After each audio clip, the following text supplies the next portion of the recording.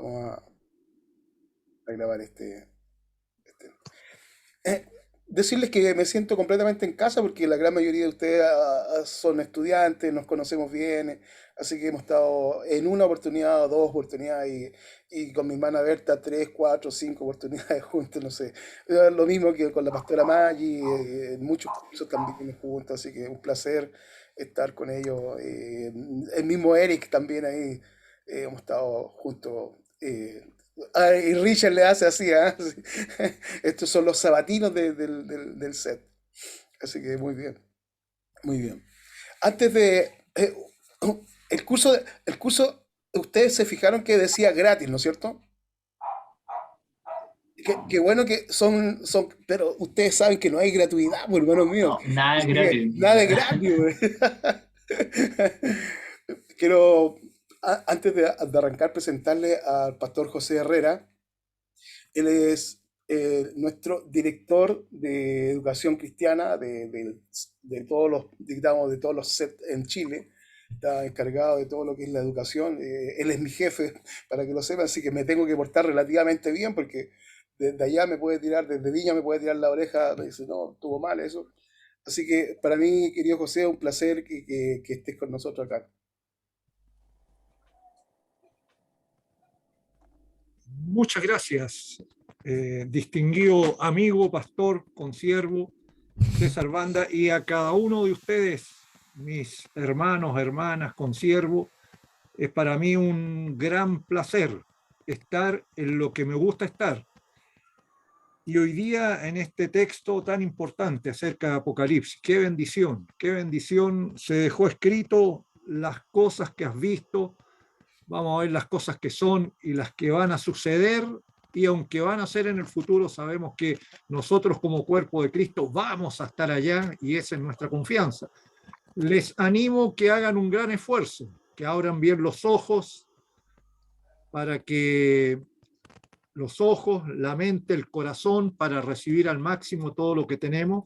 Yo también estoy muy interesado en este tema y le agradezco y celebramos esta iniciativa del pastor César Banda, que la apoyamos plenamente, por supuesto. Y bienvenidos cada uno de ustedes. Voy a partir por nuestras visitas, que no son visitas, están en casa. Todos los hermanos o hermanas que se integren de países fuera de Chile son bienvenidos también acá en el cuerpo de Cristo para que estudiemos juntos, repasemos, reflexionemos este texto. Y para los pastores y pastoras, hermanos, hermanas, estudiantes de nuestra nación, bienvenidos desde Arica, Punta Arenas y Cordillera Mar, que el Señor les bendiga rica y abundantemente. Gracias, Pastor César. Gracias, mi querido. Bendiciones. Gracias, mi querido. Aprovechar también de decir que quien ha hecho este ramo, esta clase por largos años, así que por eso nos vamos a apoyar también un poquito en él, en su experiencia. Ha hecho Apocalipsis muchos años ya y sé que, digamos, se ubica bastante bien en el tema, así que va a ser de un súper aporte que esté con nosotros también acá. Gracias, querido pastor. Voy a seguir presentándole algunos temas específicos antes de arrancar con la materia. Y ustedes debieran estar ahí mirando exactamente. ¿Y qué pasó? Suelto esto. Aprovecho también de saludar a la pastora Reina Rodas, de allá de Paraguay. Tenemos bastante.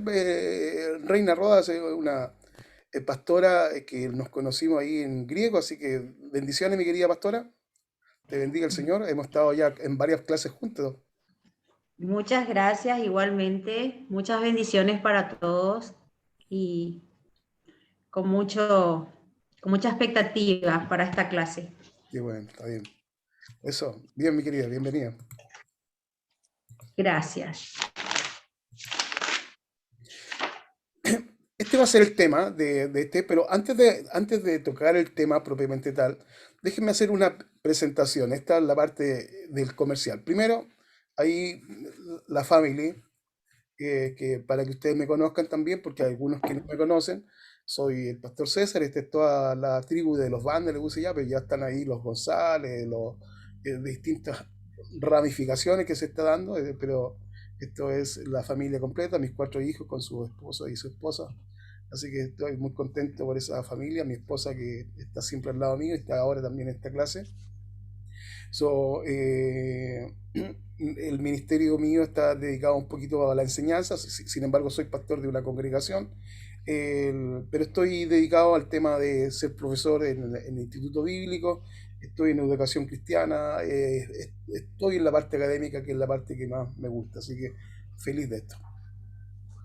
Quiero presentarles, antes de arrancar, un proyecto que hemos desarrollado con el pastor José Herrera, que tiene que ver con la oficina de posttítulos de las Asambleas de Dios de Chile.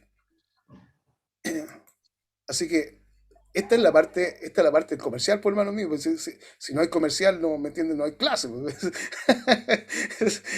Esto es. Así que miren lo que les quiero presentar. El proyecto más de avanzada que tenemos en este momento, ya me imagino que todos conocen la escuela de bachiller, tenemos también licenciaturas en distintos niveles y tenemos la oficina de posgrados que apunta a la maestría. Ya todos los que han tenido su licenciatura pueden entonces optar a estudiar ¿cómo se llama? Una maestría en teología. Y en forma específica, como para incentivar el estudio en medio de los ministros y de los líderes que están preparándose para la obra, el- nuestra oficina de facultad ha hecho un convenio con 3 universidades. Una es la Facultad Latinoamericana de las Asambleas de Dios, que es la más Asamblea de Dios y normalmente trabajo bajo un estilo presencial muy similar a los que ya han hecho ISUM, pero también trabajamos con la Global University, dependiente de la sede de Bolivia en este caso. Trabajamos con esta universidad también para la maestría y hemos integrado también una universidad que se llama Theological International University.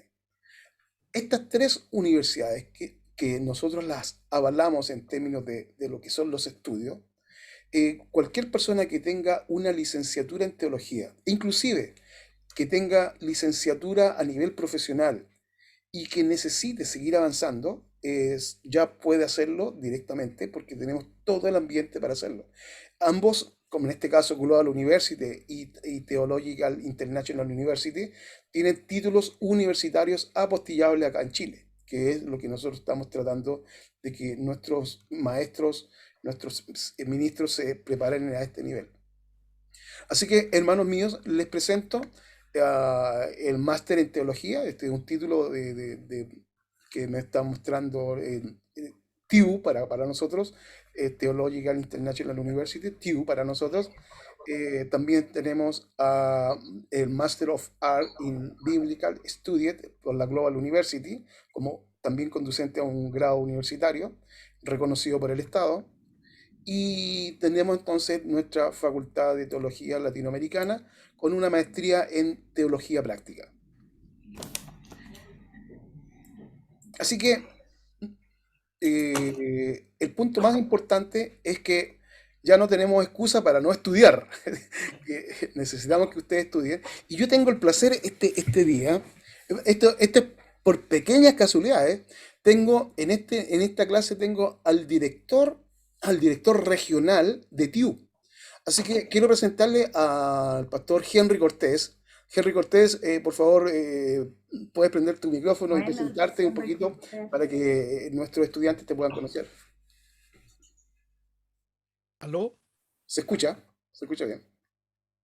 Hermanos, el Señor les bendiga. Qué bueno que podemos juntarnos para estudiar la palabra de Dios. Representamos en Chile a la Universidad TU, Theological International University, una universidad de acreditación religiosa Carolina del Norte, y ya estamos en nuestra segunda generación de titulados este año, y algunos de nuestros estudiantes incluso han podido continuar estudios en universidades locales que han reconocido el título a través del protocolo de La Haya. Así que si ustedes desean obtener títulos de carácter universitario, pueden contactarnos y estamos para servirles, porque hoy día el desafío cultural que enfrenta la iglesia es gigantesco. Hoy día hay que articular la verdad de Dios en un mundo cambiante. Eso implica manejar la palabra y los conceptos con un mayor grado de profundidad. Así que encantado de estar aquí y vengo con mucha expectativa. Yo me dedico profesionalmente al libro de Apocalipsis y sé que voy a aprender mucho y vamos a poder extraer mucho de nuestro profesor. Muchas gracias, mi querido Henry. Bueno, aquí lo importante, yo no quiero presentarme como alguien tan expositor, porque efectivamente tenemos a nuestro pastor José, a nuestro pastor Henry, y muchos de ustedes también son grandes personajes en la parte teológica. Así que, miren, la experiencia me enseña lo siguiente, que en el diálogo teológico uno aprende mucho más que en la simple exposición. Así que vamos a ir dejando siempre espacio para que podamos tener este diálogo teológico entre todos ustedes y el Señor nos bendiga en eso. Mi querida pastora Marina, ¿por qué no hace una oración antes de arrancar este curso, por favor, para que el Espíritu Santo nos inspire, nos ayude y en todo lo que nosotros necesitamos? Amén. Bueno, vamos a orar entonces. Padre Santo, te damos muchísimas gracias por esta instancia, Señor, que tú nos presentas, que nos das la oportunidad, Señor, también de estar. Te bendecimos, Señor, porque podemos presentarnos ante ti, abrir nuestra mente para ser iluminados con tu palabra. Oramos, Señor, para que estas clases que estemos tomando sean bendecidas por ti, Señor, por tu Espíritu Santo. Nos guíes a toda verdad, a toda justicia, Señor.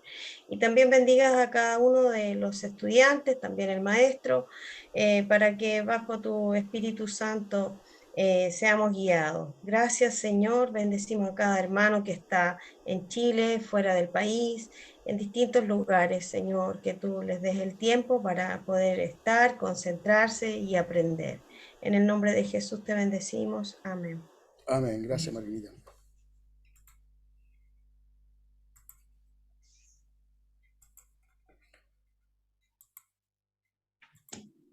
Muy bien.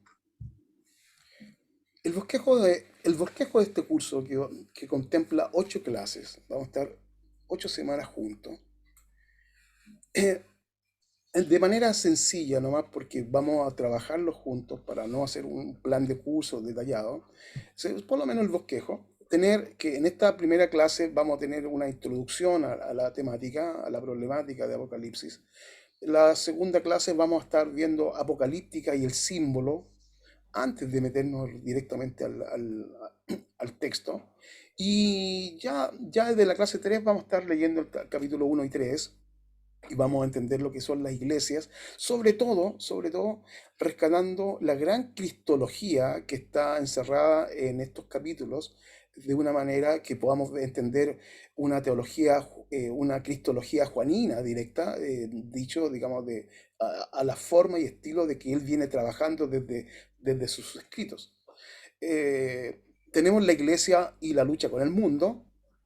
Después tenemos la iglesia y la lucha con el mundo espiritual.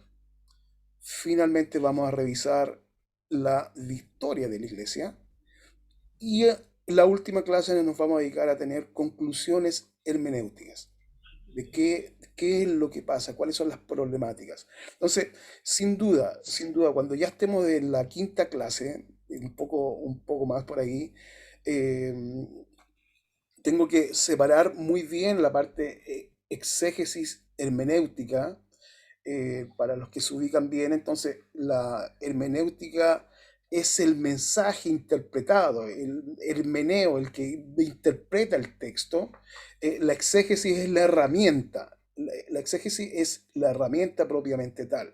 Luego, la primera parte debe ir a ser, o sea, como lo más estricto posible de lo que es exégesis, sin tratar de interpretar. Si ustedes se fijan o se meten en internet a cualquier curso de Apocalipsis, normalmente lo que va a tratar de hacer es hermenéutica en forma inmediata. O sea, la tentación es, vamos a interpretar. ¿Entiendes? Vamos a interpretar. Entonces, no vamos a interpretar, vamos a decir acá cualquier barrabasada, pero sin interpretar, solamente viendo texto. ¿Qué es lo que significa? ¿Cómo nos acercamos? ¿Cuáles son los tecnicismos que están ahí para tener la capacidad de interpretar de alguna manera? Ahora, sin duda tengo que declararme algunas cosas en forma específica, porque cuando estemos de la quinta clase para allá, sin duda vamos a tener que ver por lo menos unas 4 escuelas de interpretación de Apocalipsis para que tengamos un poquito, un piso, saber en qué estamos pisando. Eso, ahí. Saber en qué estamos pisando. Pero yo tengo que declararme anticipadamente y lo hago con mucho respeto porque finalmente, aunque no quisiera, siempre uno está casado teológicamente. Entonces, eh, voy a estar metido dentro de lo que de la escuela de interpretación, algo así, no sé si me encasillo tan bien en ese punto, pero en una escuela historicista, de carácter historicista, ¿no? O sea, con esto, cuando estoy diciendo historicista, no quiero decir que es preterista, como diciendo ya todo esto ocurrió y es pasado, o esto va a suceder, o es futurista, sino que preterista, trabajando un poco la historia de la iglesia y a lo mejor un poco fuera, porque también hay muchos matices del preterismo, del historicismo, sería como un carácter espiritual. Ver este historicismo espiritual de modo que sea más amigable el encuentro con eso. Por ahí va mi línea, entonces de todas maneras vamos a contrastarla, revisarla y etcétera, etcétera. En su momento vamos a discutir, sino que aclaro el punto para que no tengamos problemas. Los que me conocen y han sido alumnos míos, represento la línea más ortodoxa dentro de las asambleas de Dios, así que por ahí no soy el más liberal de todas las personas, así que me voy a firmar ahí a la más, a la más eh, al fierro más duro para mi gusto, que es la ortodoxia bíblica que se va desarrollando a través de los tiempos. Así que, dicho eso, vamos a entender qué es lo que es Apocalipsis. Algo que tiene que ver con la etimología. Sin duda, cada vez que nosotros conversamos de la etimología, decimos, claro, es corrimiento de velo, pero vamos un poquito al detalle. Porque yo sé que, no sé, parece que el 80% han sido estudiantes de griego mío, entonces quiero que lo entiendan bien. La palabra kalima, como sustantivo, no como verbo, no como acción, kalima es velo, ¿sí? El kalima es el velo, no como el calixo, que tiene que ver con la acción. En este caso es kalima, velo, y apo, en este caso es quitar, y cis, cuando está en este lado, digamos, de este vocablo, tiene que ver con la acción. ¿Ya? Está denotando entonces la acción ahí de griego. Esta es una palabra griega directo, y entonces significa desvelar, quitar el velo, correr el velo, ¿sí? Revelar. Revelar algo que está oculto, algo que está oculto. Eso es por lo menos la etimología de la palabra apocalipsis.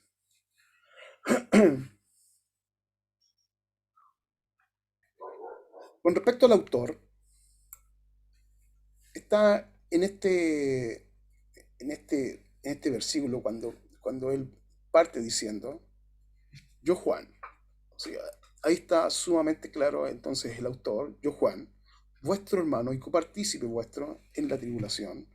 Y, y esto es lo que va mostrando el sentido para donde va a conversar el autor acá, hermano y copartícipe en la tribulación, en el reino y la paciencia de Jesucristo. Estaba yo en la isla de Pasmos por causa de la palabra de Dios y el testimonio de Jesucristo. Y empiezan entonces desde acá algunos conflictos de poder entender. Yo estaba en el Espíritu en el día del Señor y oí detrás de mí una gran voz como de trompeta. que decía: yo soy Alfa y Omega, el primero y el último. Escribe en un libro lo que ves, envíalo a las 7 iglesias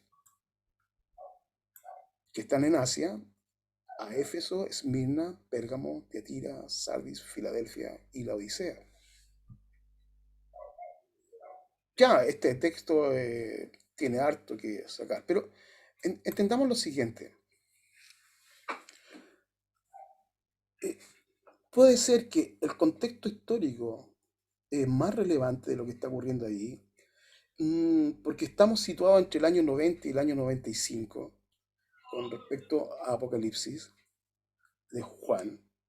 Ya no está la iglesia como nosotros la conocemos, esta iglesia hebrea que tiene una fuerte característica, una fuerte entrega, que controla abiertamente el hebreísmo para todas las personas que están allí. Entonces ellos se ponen en la cultura para decir: somos hebreos. O sea, va a haber cristianismo, pero un cristianismo hebreo. Como tal, en esta altura del partido ya no está eso.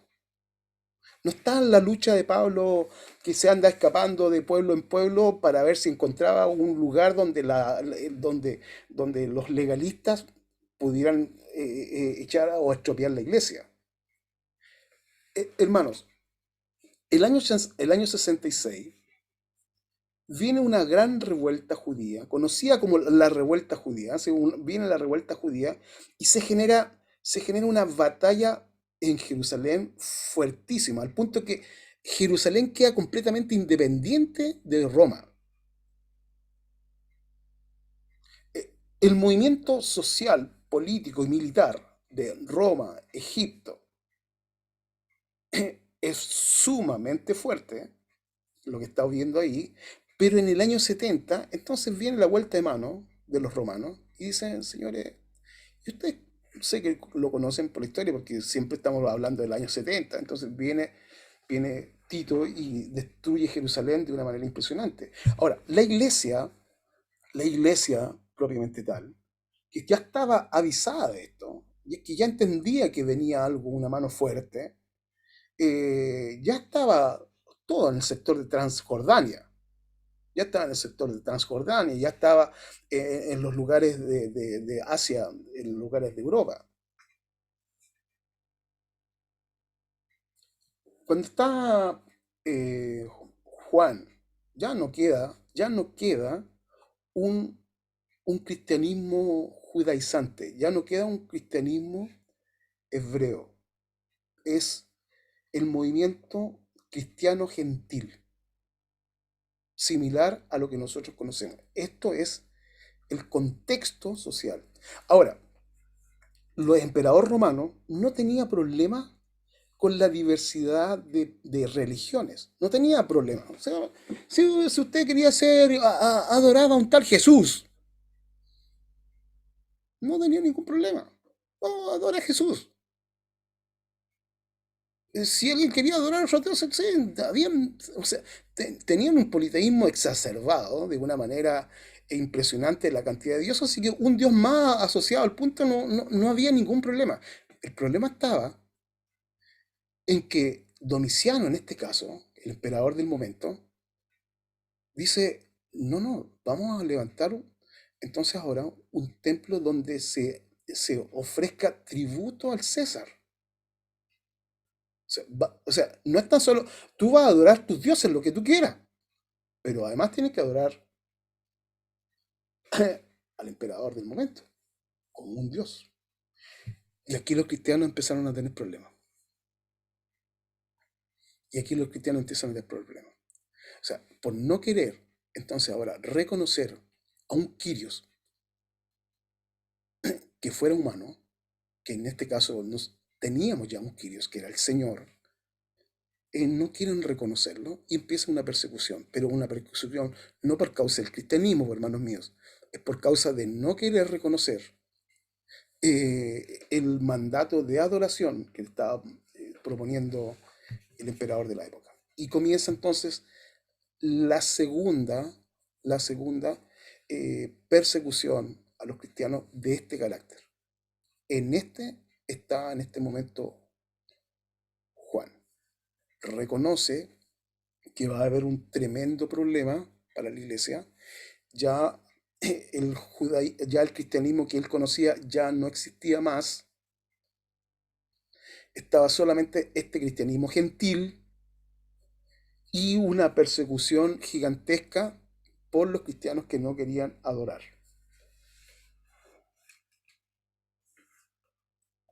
No sé si alguien tiene algún aporte asociado a esa parte de la historia.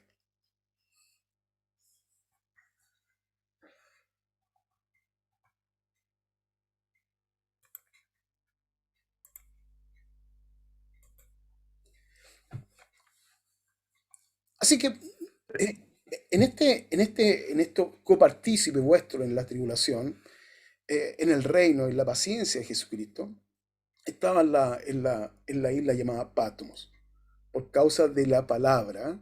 Esto es importante, por causa de la palabra y el testimonio de Jesucristo. Y luego esto vamos a tener que a tratar de conocerlo. Me parece que alguien levantó la mano ahí. A ver. Yo ya he levantado la mano, pastor. Adelante, pastor. Bueno, usted sabe que siempre mi idea es no parecer demasiado herético en los comentarios, pero, pero me llama la atención el concepto para entender bien. Nosotros tenemos, me da la impresión, una visión más bien idealista especialmente de los cristianos primitivos, especialmente en el contexto de lo que usted está comentando. Y nosotros pensamos, no sé si idealistamente o algo así, que era más bien porque ellos luchaban por el cristianismo, luchaban por una creencia, y me da la impresión de que en realidad era más bien una especie a ver, ¿cómo decirlo? Más bien como de ciertos límites que no estaban dispuestos de repente, a lo mejor a transgredir o a flexibilizar más que otra cosa, más que realmente pasión por Cristo y Sí, amor por la predicación. no sé si voy a contestar bien o voy a opinar bien al respecto a lo que estás preguntando, pero verdad que cuando se genera, estábamos hablando de la persecución en Jerusalén, cuando en el año 60, en el año 40, viene por causa de los siete, de los siete diáconos que tenían entonces una cosmovisión mucho más amplia que los 12. Ellos son los que llevan entonces ahora el Evangelio a los gentiles. Ahora, los apóstoles, los 12, no tenían conflicto con los romanos o con los griegos. Ellos tenían que querer adorar bien en su templo y listo. Pero acontece que la historia comenta por el lado de Josefo que las personas cuando viene el ejército y destruye en el año 70 a Jerusalén, no es que los romanos asesinaron y mataron a todas las personas que estaban ahí, sino que la gran mayoría se suicidó viendo que, viendo que su templo iba a ser profanado y destruido.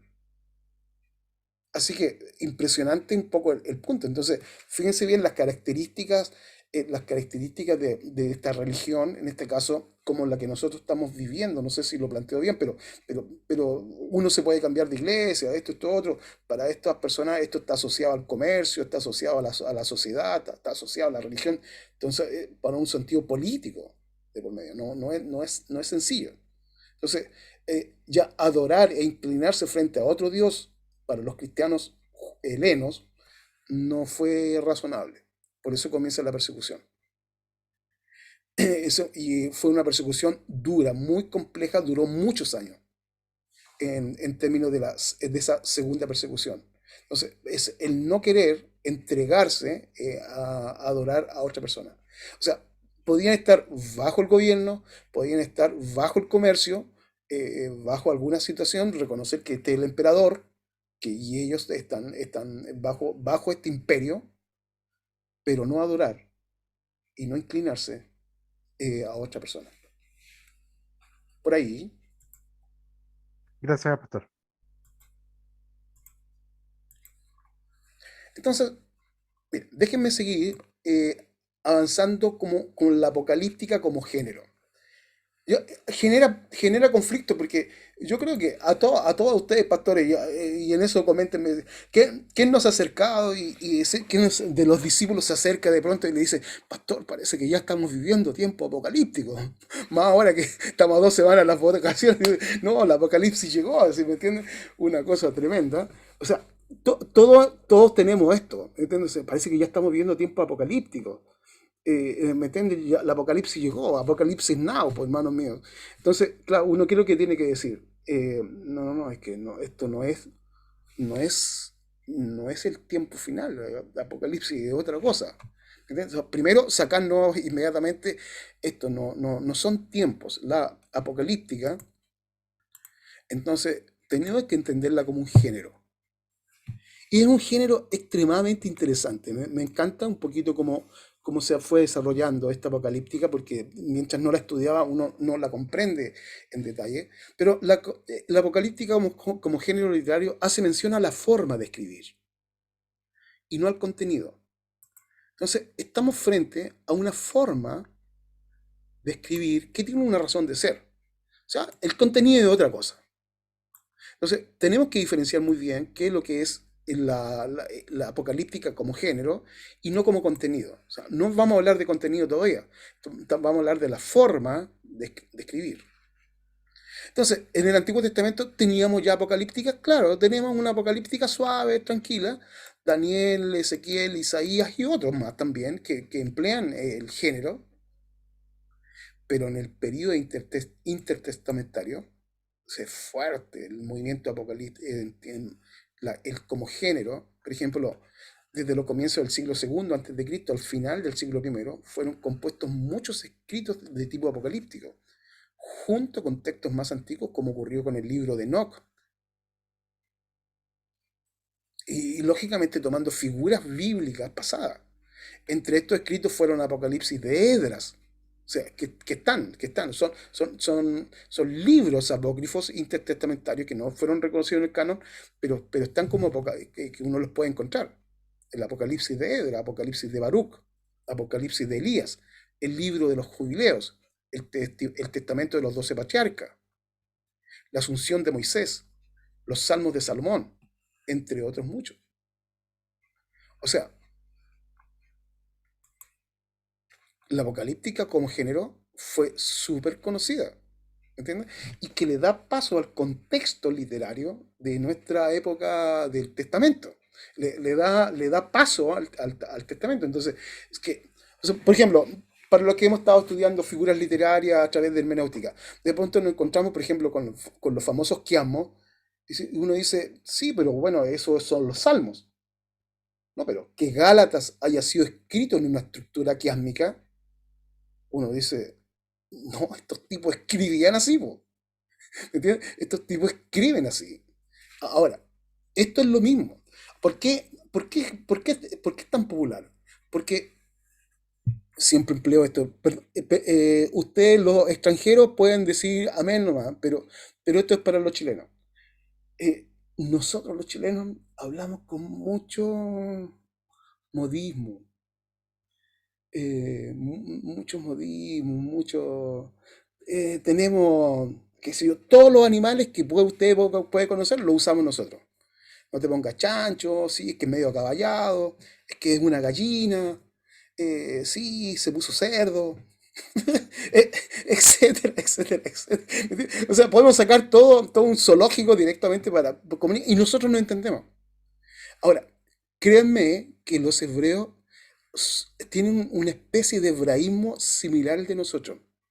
A cada vez que uno lo está estudiando más me doy cuenta de que ellos son muy similar a los chilenos en ese sentido. Tienen mucho modismo, mucho hebraísmo, y además tienen esto, por si acaso hay algún argentino, lo digo con amor si es que hay algún argentino. Un argentino es una hipérbole caminante, ¿me entiende? Que todo lo exagera, así como, sí, sí. Y exactamente, entonces, los hebreos son como entre los chilenos y los argentinos.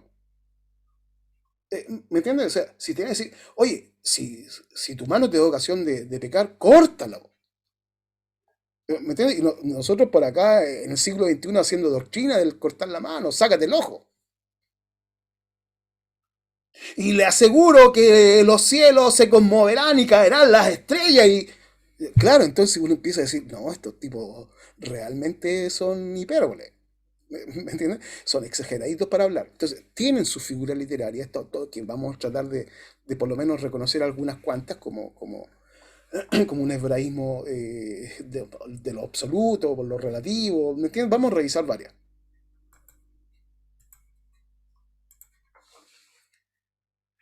Entonces, ahora, ¿por qué surgió la apocalíptica? Y aquí vienen entonces los comentaristas, que me gusta esto. Es como hija de la profecía. Cuando la apocalíptica nace en el momento cuando Dios está en silencio, cuando no tenemos claridad de lo que Dios quiere, nace la apocalíptica. Por eso es, a falta de profecía, la hija de la profecía es la apocalíptica. Estamos viviendo en el periodo intertestamentario. Transpórtese para allá. Guerras con los de Macedonia, guerra con los de Egipto, guerra entre guerra entre Roma, y nosotros estamos en el pasadizo de todas estas guerras que están aquí entre medio y peleando también. Y viene entonces la pregunta obvia, pues, hermanos míos. O sea, situémonos a lo mejor en una Segunda Guerra Mundial. ¿Qué quiere Dios? ¿Qué va a hacer Dios con nosotros? ¿Cuál será la correcta voluntad de Dios? En plena crisis nace la apocalíptica.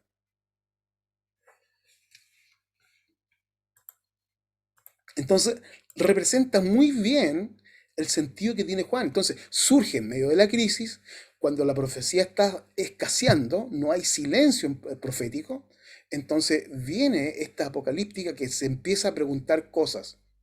Es pseudonimia, entonces ninguno tiene así como la autoría, sino que tiene que ver con aspectos generales, sociales, o sea, de cambio de persona.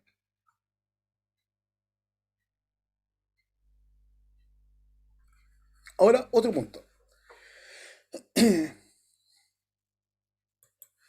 Perdón, ¿se entiende bien entonces cómo nace, cómo se explica el género apocalíptico? Porque vamos a entrar entonces a la apocalipsis que tiene que ver con este género. No tiene que ver con el contenido, tiene que ver con el género. Entonces, aquí la problemática es entender qué está escribiendo y bajo qué estímulo lo está escribiendo. ¿Cómo se está desarrollando el tema? O sea, dentro del texto apocalíptico, entendamos lo siguiente, que estoy hablando, quiero decir entonces un par de cosas. O sea, la escritura tiene un carácter antrópico y tiene un carácter, un carácter analógico. O sea, ¿qué significa eso? Antrópico significa Dios está hablándole a los hombres. Y si le está hablando a los hombres, no está hablando en código de Da Vinci, no son los dígitos cayendo del operador de la Matrix. ¿Entiendes? O sea, solamente el operador puede entender qué es lo que está pasando aquí, no, parece que va a haber tal cosa. Está hablando a los hombres que conocen esta forma apocalíptica del lenguaje. Lo conocen, lo entienden y saben qué es lo que está ocurriendo. Le dan entonces el peso específico. Ahora, las escrituras, o sea, similar, por ejemplo, a las parábolas de Jesús, que hasta hace poco estuvimos, no sé cuántos estuvieron ahí con el doctor Samuel Pagán, estuvimos ahí en clases de las parábolas de Jesús, y claro, él dice 11, claro, nosotros 4 conocemos, 5, salieron 6, 7, 8, 9, 10, salieron cualquier cantidad de parábolas, como un sentido, digamos, de tratar de explicar, por ejemplo, como la analogía, ¿no? O sea, como tratar de explicar algo que es difícil de dar a entender a través de elementos que nosotros dominamos y conocemos. O sea, es muy similar.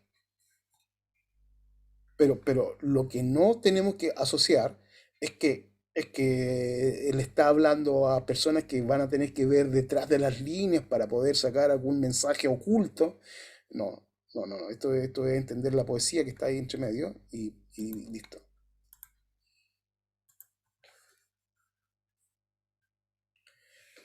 Otro punto, estoy en la parte introductoria. Apocalíptica y escatología. Gran confusión. Justamente por lo que yo le decía, o sea, no hay ninguno de nosotros los pastores que están acá que no se haya acercado a alguien y decir, parece que estamos en tiempos apocalípticos. O sea, y fíjense, aquí quiero tratar de corregir dos errores.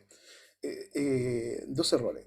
Uno, la escatología, si bien escatos, que tiene que ver con el final, con lo postrero, ¿sí? El final, vamos a estudiar entonces escatología, el final, el estudio de los finales, pero la escatología, la teología de escatología, no es solamente el final. La escatología está asociada a una serie que comienza en el principio y termina ya en escatos. No sé si me doy a entender bien. O sea, yo lo digo cuando estoy en clase ahí de teología 4, si no me equivoco. Yo digo, sí, es que la escatología que nosotros tenemos es como la cola del perro. Y la cola del perro significa que yo quiero solamente estudiar la cola. Grandes errores, por hermanos míos. Si usted quiere solamente ver qué tiempos finales son, es gran error. Porque genera entonces una teología completamente divorciada de lo que en este caso, si estoy haciendo la analogía del perro. Aquí lo importante es el perro y luego la cola. Por eso la escatología es el final de una serie. Así tenemos que estudiarla. Hago una pequeña pausa solamente para saludar a mi pastora Abigail Sánchez. ¿Cómo está, pastor? Dios le bendiga a todos mis consiervos. Saludos desde México. Entré un poquito tarde porque, pastor, para nosotros todavía es hora de trabajo. Acá son las 5:25 de la tarde. Entonces, yo todavía ando con movimiento y por eso estoy entrando tarde, pastor. Sé que sus clases son exquisitas y aunque sea tarde, no me la hice perder. Por favor, discúlpenme. No, está bien, qué bueno verte, mi querida Abigail, un placer de nuevo tenerte, sobre todo entre nosotros. Aquí somos todos, digamos, un grupo de pastores y estudiantes del CED, así que estamos como en casa, aquí estamos en casa. Así que aprovecho de decir que ¡viva México! ¡Viva México! Así es, así es. Nosotros nos sentimos muy contentos, le digo a todos los chilenos. Desde el 2009 fuimos a la Facultad de Teología allá a Santiago. Nosotros nos casamos con el Ministerio de Chile, sobre todo con el pastor César y su familia. Nosotros les amamos y queremos regresar a la facultad, pastor. Eso. Queremos regresar para allá. Amamos a los chilenos de veras, de veras, de veras. Yo le digo a todo el que quiere ir a la facultad, ¿quieren ir a la facultad? Váyanse a Chile. Váyanse a Chile. Bien. Saludo a todos mis conciertos chilenos. Les amamos. Gracias, mi querida. Un abrazo grande. Desde acá, desde la ciudad de las montañas, que es Monterrey, Nuevo León, México. Perfecto, bien, qué hermoso, qué bueno. Es una fiesta esto. Sí, pastor. Qué lindo, mi querido. Qué bueno verte. Bien, entonces, fíjense bien. La problemática es asociar ahora la apocalíptica a escatología. O sea, primer error. Primero es entender que escatología no es el final propiamente tal. O sea, vamos a cometer, si vamos a estudiar escatología, vamos a cometer muchos errores solamente tratando de descifrar los tiempos finales. La escatología se tiene que estudiar desde el inicio de la historia para llegar a entender los tiempos finales.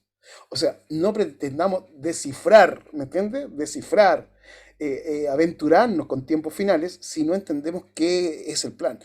Nuestros grandes conflictos es el gran divorcio que tiene la teología escatológica de las demás teologías como la cristología, neumatología, eclesiología. tienen que estar completamente unidas en ese sentido. Entonces, que estudien entonces el cuerpo de Cristo, toda la dimensión salvífica y carismática que va representando la palabra del Señor. Entonces, la apocalíptica normalmente es confundida con la escatología. Primero, no hacerlo más.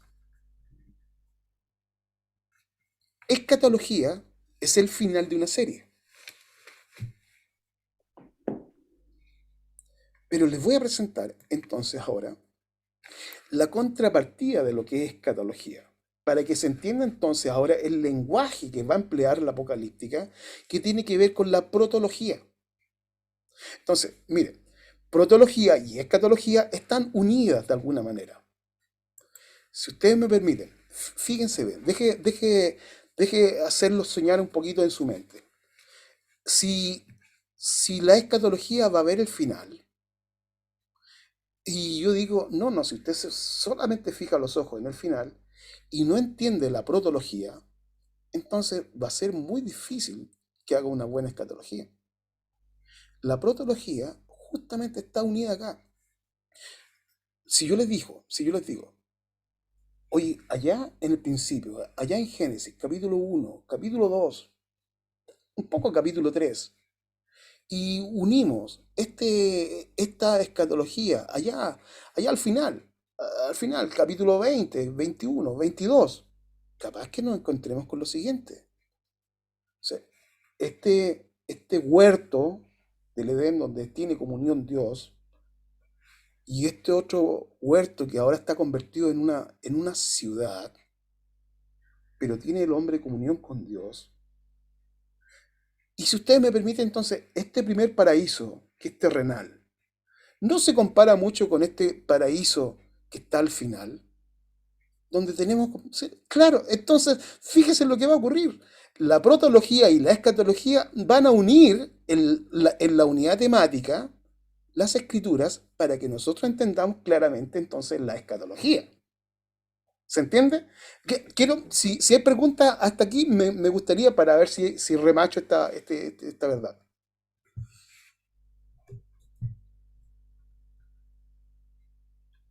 Sigo entonces, no hay problema. Entonces, la protología del griego protos y logos, saber, indica en el ámbito de la teología contemporánea la doctrina que estudia las afirmaciones dogmáticas relativas a los orígenes. Entonces, el término protología se acuñó en analogía con el término escatología, que estudia las realidades últimas. Entre la protología y la escatología se da una íntima conexión, en cuanto que Dios llevará finalmente a su plenitud todo lo que estableció desde el principio. Ahora, si ustedes me permiten, el propósito eterno de Dios, el plan de Dios, el hilo conductor de la acción, ¿no? El plan de salvación, hermanos, es exactamente la unión íntima entre la protología y la escatología. O sea, ¿lo estamos revisando? ¿Lo hemos visto y lo hemos entendido? Sí, lo hemos entendido. Solamente que ahora estoy haciendo razón. Por eso, con más claridad, no tratar de interpretar solamente temas del final, sino tengo unido solamente toda la línea de protología. Entonces, vamos a un par de ejemplos para que los veamos.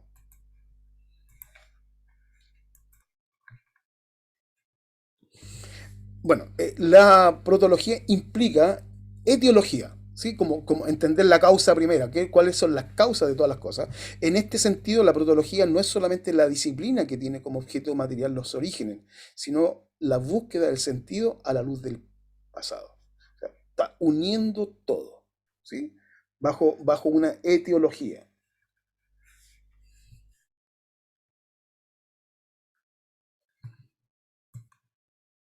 Miren los efectos de la protología y la escatología. Puse acá una foto de un árbol, ¿ah? Porque si usted se fija en Génesis 2:9,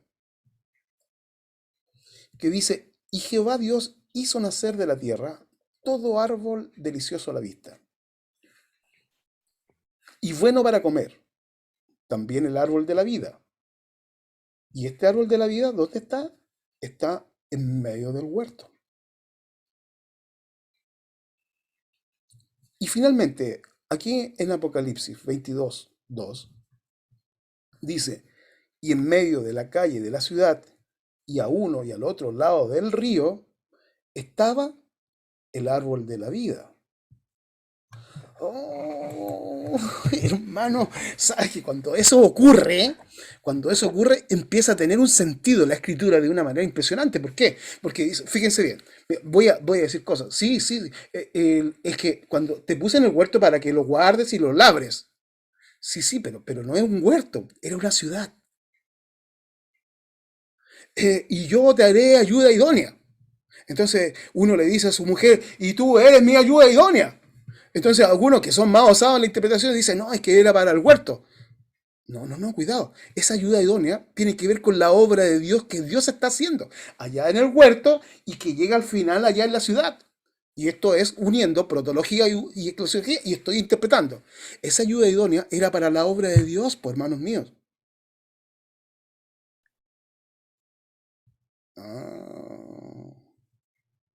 Abraza a tu esposa y dile, ayuda idónea, pero ayuda idónea en la obra de Dios, por hermano mío. algunos se equivocan, pero sí. Oigan, de barrer el patio, el que tú eres mi ayuda idónea. No sean así, hombre. ¿Se entiende? Una consulta. Adelante. Perdón que le interrumpa, nada más preguntar si se está grabando la clase. Sí. ¿Sí? Sí, Okay, se está grabando. Gracias, pastor. Perdón la interrupción. Gracias. No, está bien.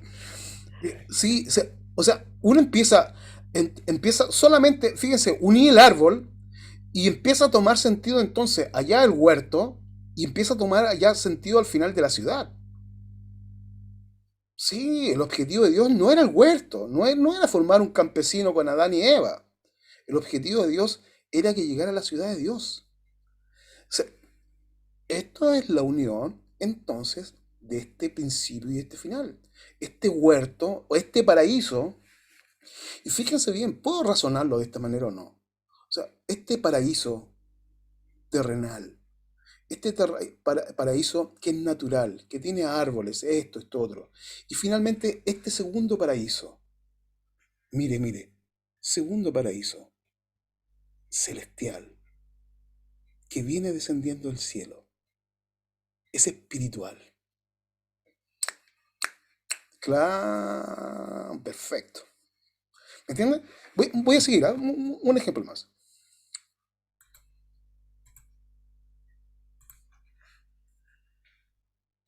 Otro efecto.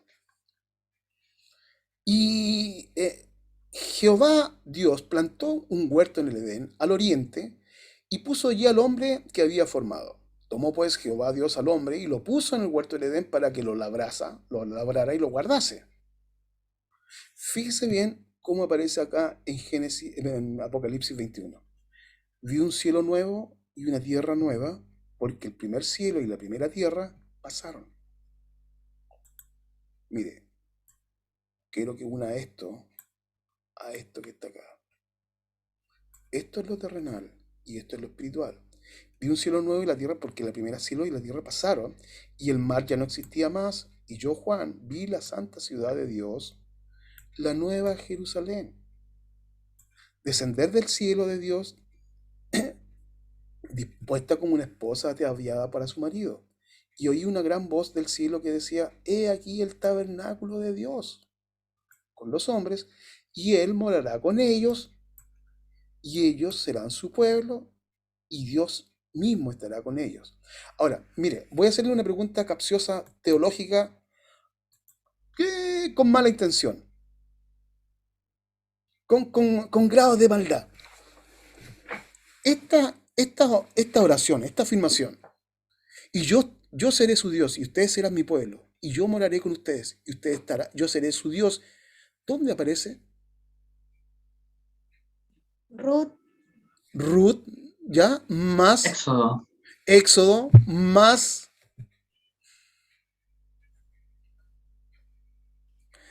aparecen los profetas, por hermanos míos. Los profetas dicen, va a llegar el momento donde Él esté como Dios y nosotros seamos su pueblo y estará para siempre con Él. Por supuesto, por hermanos míos. Si está uniendo entonces la protología y con la escatología, porque aquí hay un sentido escatológico, pero que viene para nosotros como justamente en esta unidad temática. Voy a agregarle algo más a la unidad temática. Para los que se manejan entonces un poquito en lo que significa una predicación expositiva. Esta es una unidad expositiva que Dios está haciendo para nosotros. Y esta unidad no se puede romper. Está unida desde la protología hasta la escatología. Por eso tenemos en este momento prácticamente una escatología llena de adivinos, tratando de a ver si le aciertan a un acertijo de números y etcétera, etcétera, buscando entonces el final de los tiempos. ¿Por qué? Porque no quieren entender un poco que esto está unido de esta manera.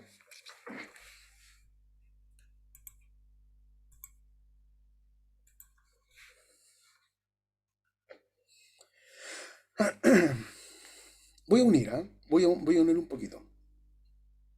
Vamos a leer este que está acá. Pero lo voy a leer desde aquí mejor.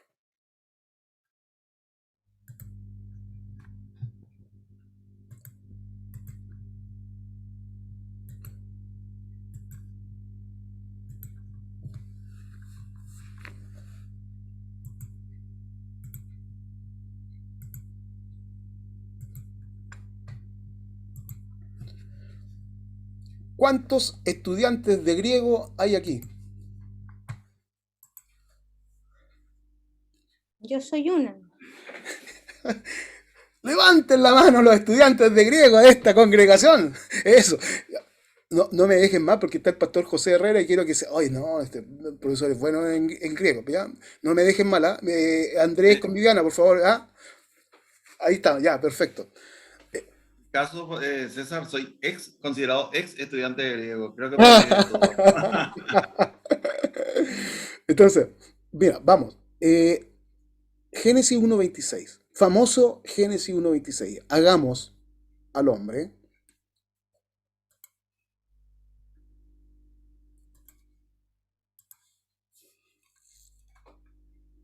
Cuando dice entonces, nuestra versión acá dice, dijo Dios, hagamos al hombre a nuestra imagen. Ustedes saben el resto. Cuando está diciendo en griego acá, de poeo, de hagamos, ¿cómo dice ahí el cuadrito chiquitito, mis queridos estudiantes de griego? Verbo subjuntivo aoristo, activo. Bien, bien. Y aquí viene la prueba. Aquí, a ver, pásenla por favor. ¿Qué significa un verbo subjuntivo? Que no es real, está a punto de realizarse.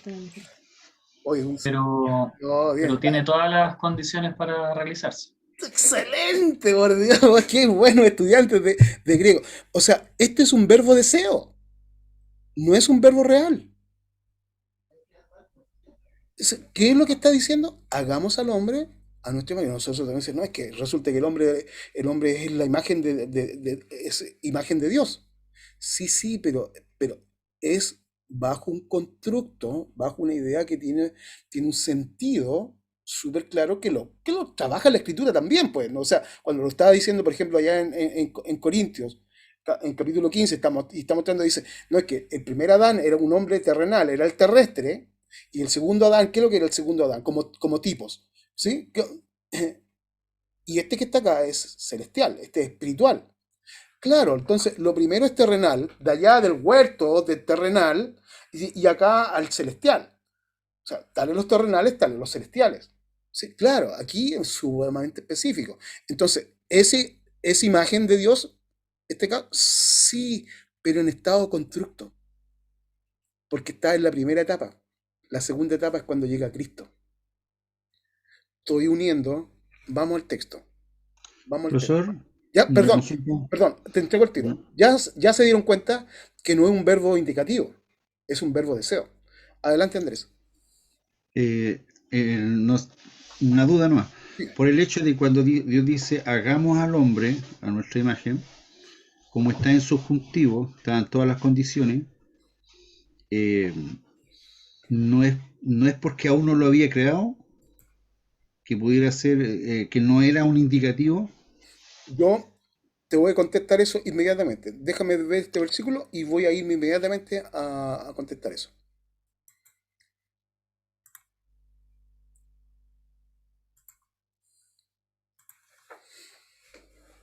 Fíjese bien. Entonces, versículo 27, y creó Dios al hombre a su imagen, a imagen de Dios lo creó, varón y hembra los creó, y fue la tarde y la mañana del día sexto. O sea, está en el constructo, está en el anhelo, está en el deseo. Pero en Juan dice, capítulo 5, versículo 9, y al instante aquel hombre fue sanado. Estoy leyendo un poquito el contexto para que se entienda bien, porque el contexto es importante acá. Y tomó su lecho y anduvo. Y era día de reposo. Este es importante acá. Y era aquel día de reposo. Entonces los judíos dijeron, aquel que había sido sanado, es día de reposo, no te es lícito llevar tu lecho. Descuadrados los tipos. Él les respondió, dice, el que me sanó, él me dijo, toma tu lecho y anda. Entonces le preguntaron, ¿quién es el que te dijo, toma tu lecho y anda? Y él les dijo, y él había sido sanado y no sabía quién fuese, porque Jesús se había apartado de la gente que estaba en aquel lugar. Después le halló Jesús en el templo y le dijo, mira, has sido sanado, no peques más. Interesante, ahí, para que no te venga alguna cosa peor. El hombre se fue y dio aviso a los judíos que Jesús era el que había sanado. Ah, lo tenemos. Y por esta causa los judíos perseguían a Jesús y procuraban matarle. Porque hacía estas cosas, nuevamente es muy importante esto, ¿qué día? El día de reposo. ¿Sí? Lo hacía en el día de reposo. ¿Qué respondió Jesús? Y Jesús le respondió, mire, mi padre hasta ahora trabaja y yo trabajo.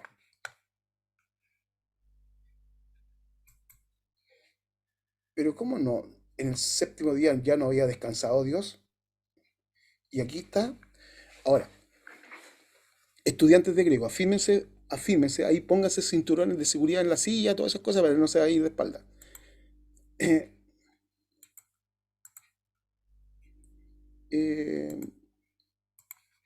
Estamos en Juan.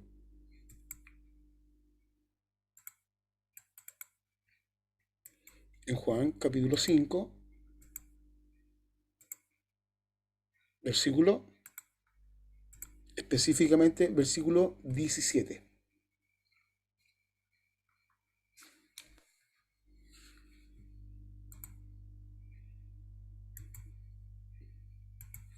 ¿Lo están viendo, no es cierto? Aquí en la Biblia.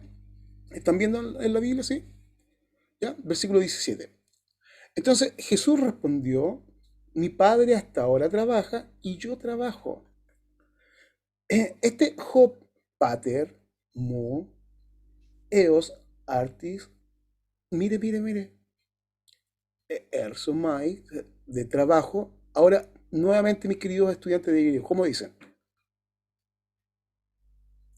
¿Qué verbo es ese? Es un verbo indicativo presente. Es un verbo indicativo presente. Dice, mi padre hasta ahora trabaja y yo trabajo. ¿Y cómo dice? ¿Qué tipo de verbo es ese? Indicativo. Indicativo. Indicativo presente.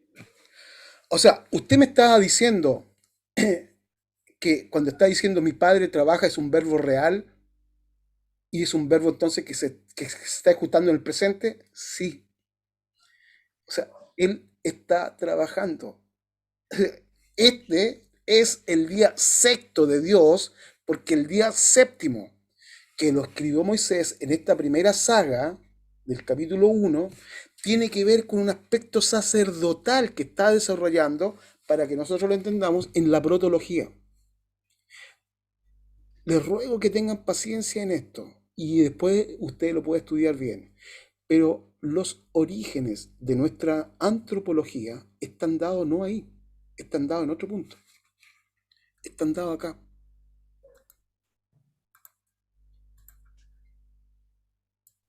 Está dado en Génesis, lo tiene ahí, ¿no es cierto? Génesis capítulo 2, versículo 4. Fíjense bien cómo dice el texto acá.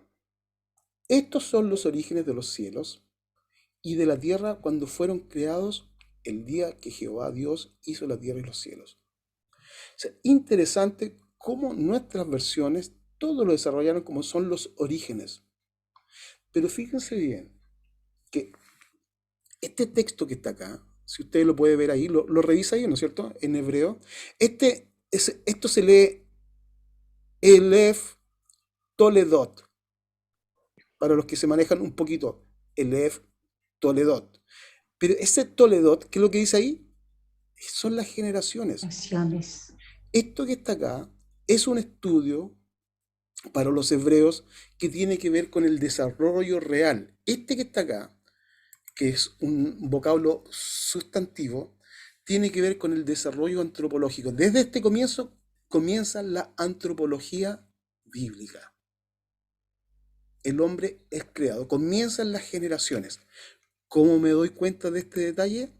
Porque este programa que está acá, fíjense bien, si yo tomo estos dos textos que están acá y hago una búsqueda como frase, el Elef Toledol, me va a aparecer solamente Génesis 2.4. Si hago solamente una búsqueda de generaciones, mire, como está ahí, me aparecen Ruth. Y Ruth tendrían que revisarlo ustedes para que entiendan cómo son las generaciones. Pero si yo genero entonces ahora una búsqueda completa, me aparecen 39 veces. Y usted puede revisar, por ejemplo, como el 5.1, esta es la lista de los descendientes de Adán. Estas son las generaciones de Adán. En el 6.9 dice, estas son la historia de las generaciones de Noé. En el 10.39 dice, estas son las familias de los hijos de Noé por sus descendencias. Y comienza entonces las generaciones. Está marcando el Elef Toledot hasta Jacob. Este es el comienzo que está ahí. Entonces, hermanos míos, yo sé, esto es un poquito de etiología. O sea, buscar así como la causa primera de todas las causas. ¿Me entiendes? Pero de esto se trata. Estoy tratando de contextualizar lo que va a escribir allá como un aspecto final del plan de Dios, uniendo escatología con protología. Entonces, si no comprendo cómo está escribiendo, qué es lo que tiene Juan en su corazón, entonces me es complejo, ¿me entiendes? Ese es el punto. Sigo avanzando. Perdón. Preguntas hasta acá. Yo sé que tiré un bombazo, pero preguntas, a ver.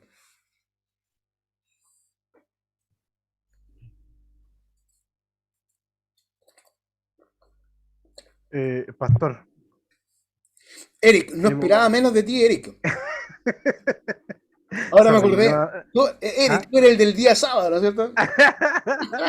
No. Sorry. Solamente para no tirarme una herejía en todo esto. Pastor, lo que pasa es que hemos hablado en teología con usted de escatología y me interesé mucho en el tema y estuve leyendo también el texto del pastor Luis Herrera y me llama mucho la atención especialmente el concepto de el último día o los últimos días. Y me llama la atención lo que usted dice ahora, que en el contexto entonces cuando Jesús responde y dice, mi padre trabaja y yo ahora trabajo, esto entonces es el sexto día. Estamos recién apuntando entonces al séptimo día. Porque cuando el Señor termine el séptimo día en su segunda venida, entonces Él va a mirar la obra y va a decir, y esto es escatología mirado desde la protología, y esto va a decir, buena obra hice, y va a descansar. Ahí recién. Recién ahí va a descansar. ¿Entiendes? Este es... Sí, entiendo completamente y me hace mucho sentido desde la protología ahora, perfecto. Súper. Sigo entonces un poquito para que...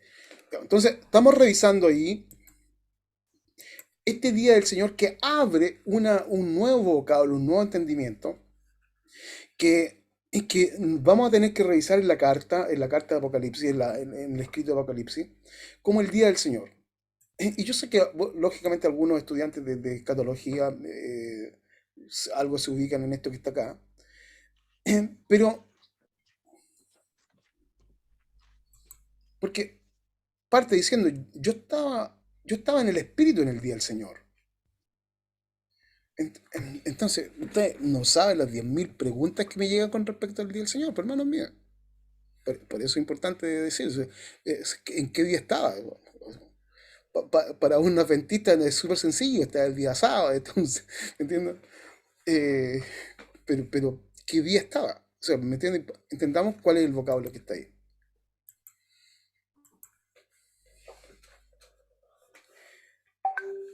Entonces, en 1 Corintios 15, que es el que estábamos conversando, fue hecho el primer Adán, alma viviente, y el postrer Adán, espíritu vivificante.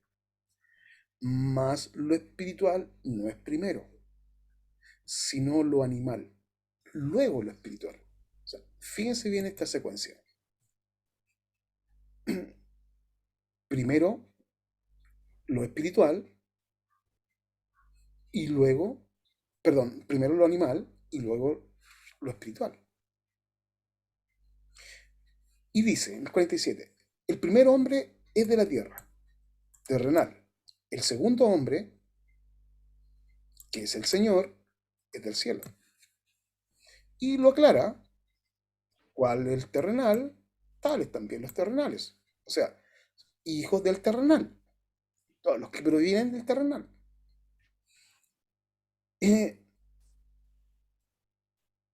¿Y cuál es el celestial? Tales también los celestiales. Mire, ponga atención en esto. Así como hemos traído la imagen del terrenal, traeremos también la imagen del celestial. Este es el constructo. O sea, esto es lo que tenía que ser. Primero lo terrenal y luego lo espiritual. Esto es lo que tiene que ser. Entonces, la primera parte del constructo es lo terrenal, lo animal, que definitivamente tiene que morir para que darle paso entonces al espiritual. Tiene que caer. ¿Sí? Tiene que morir para que entonces nazca el espiritual, que está creciendo. Como Pablo lo identifica, o sea, el hombre interior se va fortaleciendo, pero el hombre exterior se va desgastando, etcétera, etcétera.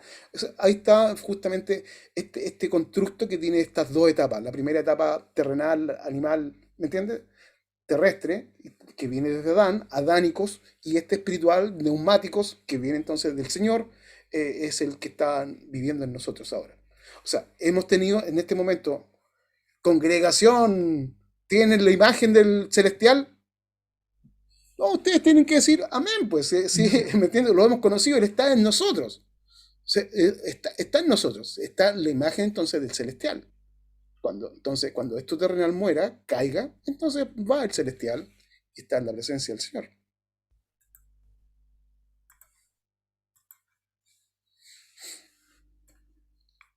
Y aquí vienen entonces los conflictos. Los posteriores tiempos, como esta expresión de Acharit Yom, como el día, como tiempo, y aparece entonces el vocablo que está acá, exatai gemerais, ¿sí? De exato.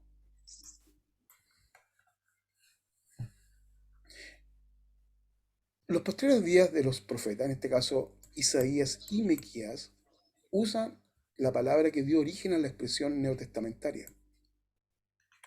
Entonces, Por ejemplo, Isaías predice, acontecerá en lo postrero de los tiempos, mire,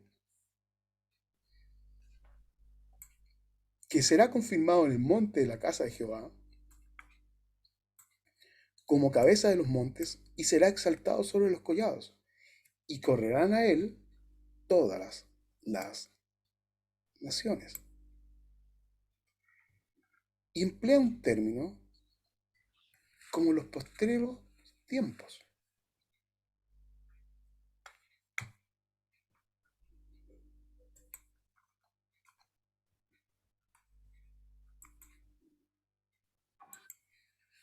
Miqueas,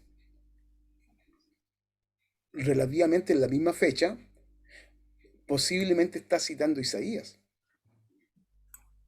No sea una expresión de él, sino que sea una expresión de Isaías. Nuevamente, el Acharib John, mire, John, ahí, de Exatón, ton Gemerón.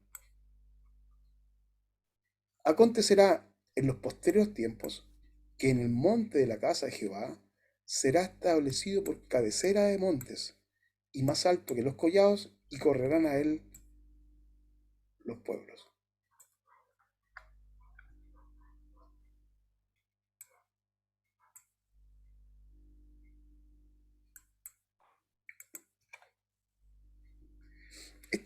Este que está acá sigue siendo el Baby War, ¿eh?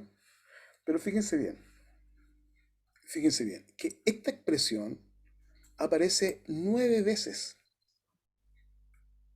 pero ninguna vez tiene relación con los posteriores tiempos.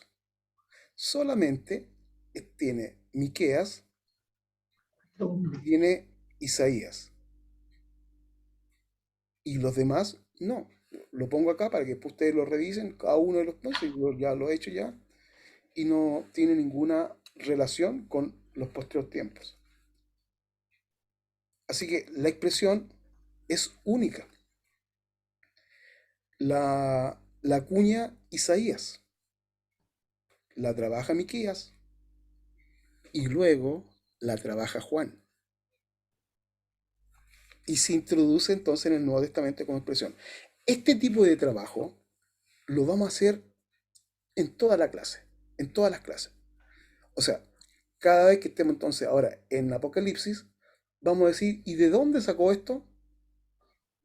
Y la respuesta la vamos a encontrar entonces en el Antiguo Testamento. Como una oración. O sea, esa va a ser. ¿Cuál va a ser nuestro diccionario? Va a ser el Antiguo Testamento. O sea, fíjense bien, la gran cantidad de vocablos que están trabajados en Apocalipsis vienen del Antiguo Testamento. Así que tenemos que trabajar. Voy a citar dos autores chilenos que me llaman la atención. Los dos libros los tengo acá. Autores chilenos. Vamos a basarnos, me gusta mucho un autor americano, que se los voy a mostrar después. Pero en este caso, conocen, la gran mayoría de ustedes puede que conozca al pastor Rubén Chacón, que escribió un libro de Apocalipsis, que me llamó la atención el libro, que tiene una forma estructural, pero tiene un defecto, en este caso el pastor, Rubén, que no hace ninguna referencia. O sea, él escribió como un devocional de él, esto es lo que yo creo, y lo puso ahí. Y yo creo que dentro de esa intentona está relativamente bien. Pero quien hizo un trabajo como pastor chileno es el pastor Estefó, que también tengo el libro, me llegó acá, que trabaja en TIU, también con la universidad donde yo estoy estudiando. Así que le pedí el libro, me llegó acá y lo estuve revisando, claro, y él hace un trabajo mucho más académico. Ahora, el aporte de estos libros, que yo les voy a mostrar entonces una bibliografía, tiene que ver con que nosotros podamos hacer la estructura. ¿Cuántos se acuerdan de que el primer paso en una hermenéutica es la estructura? ¿Sí? ¿Están claros, no? Sí. Bien. Ya, hermanos míos, ahora, como apocalíptica, a la cual nosotros no estamos acostumbrados, sí, pues entender la estructura aquí es la parte más compleja. ¿Me entiendes? La parte más compleja. O sea, quien tenga una estructura interesante es la que estabiliza el texto. ¿Por qué tenemos diversidad de, qué sé yo, no? Es que los dragones, esto, y qué sé yo, y las copas, y ya estamos, como se está cayendo la cuarta copa. ¿Me entiendes? ¿Por qué? Porque desestabilizamos el texto por no tener claridad en la estructura. Pero una vez que tengamos clara la estructura, hermanos míos, el texto se estabiliza. Para eso sirve la estructura. Entonces, como ustedes muchos han sido estudiantes míos en hermenéutica, en exégesis y hermenéutica, ¿qué es lo primero que tengo que decir? Empezamos a ver platillos voladores, empezamos a ver marcianos dando vuelta por todos lados, y, empezamos a ver, ¿cómo se llama? Experimentos genéticos de ADN, y, ¿me entiendes? Y empezamos a ver cosas así. ¿Qué significa eso? Ahora, fíjese que cuando yo estoy viendo marcianos y platillos voladores, entonces, ¿qué es lo que está pasando? Pierdo el sentido antrópico. Entonces, tenemos que aferrarnos a algunas cositas que son principios hermenéuticos. Entonces, si pierdo el sentido antrópico y analógico, se acabó. Listo, no hay nada más que hacer, hasta luego. Pertenece a otra secta. ¿Se entiende, no? O sea, no podemos perder nunca el sentido antrópico del vocablo. Entonces, mírenme bien. El sentido antropopatista jamás lo debemos perder. Jamás. Entonces, para eso tenemos que realizar la estructura para estabilizar el texto. De caso contrario, hermanos míos, esto va a disparar a cualquier cosa. Entonces, no va a tener. Estoy solamente en la parte introduccional.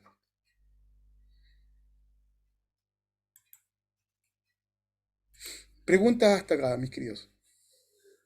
¿Están conmigo? Sí, están conmigo. Van. Ya. Bien.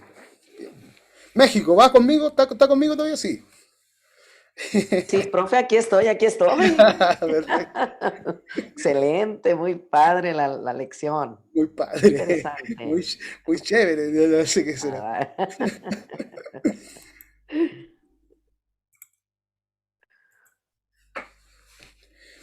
Bien, entonces mire Juan, cómo va a tomar estos vocablos que vienen trabajándose desde Isaías y que va a dar un significado potente, hermanos míos, a esto.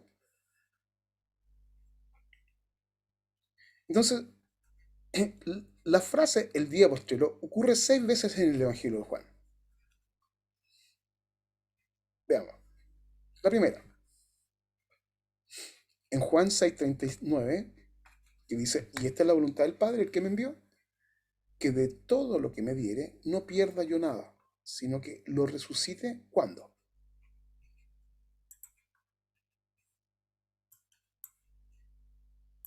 En el día postrero. Ahora aquí viene la otra parte compleja, se las comento inmediatamente. Juan, en algunos casos, va a tomar el significado y el vocablo y lo va a trabajar en forma directa, dentro del sentido de la protología y escatología, lo va a trabajar en forma directa. Y hay veces que le va a dar un nuevo significado, que es lo que hace entonces la parte dificultosa de nuestra hermenéutica, no precisamente de la exégesis, pero de la hermenéutica lo complica un poquito más.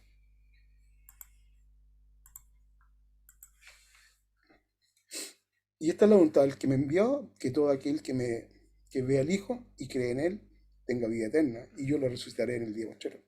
Nuevamente, el vocablo. Ninguno puede venir a mí si el Padre que me envió no le trajere, y yo le resucitaré en el día postrero.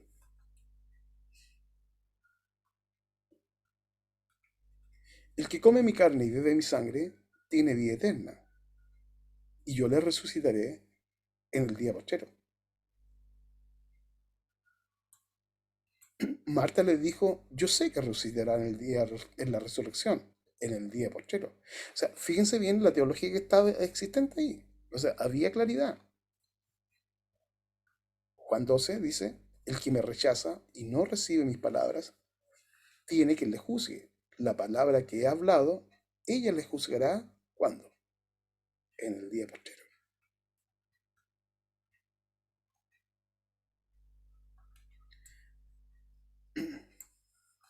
Así que Juan tiene esta idea, digamos, acuñada de Isaías del día postrero.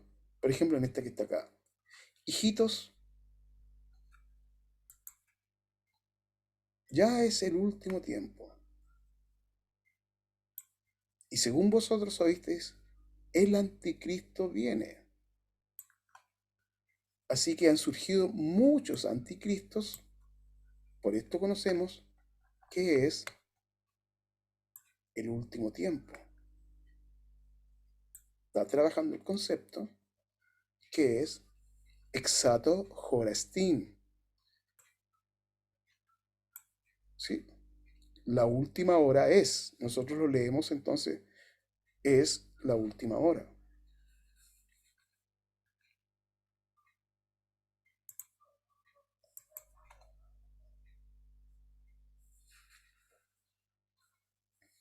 Así que fíjense bien. Tenemos acá exato horastín y finalmente exato horastín. El concepto está trabajado, lo tiene integrado claramente Juan.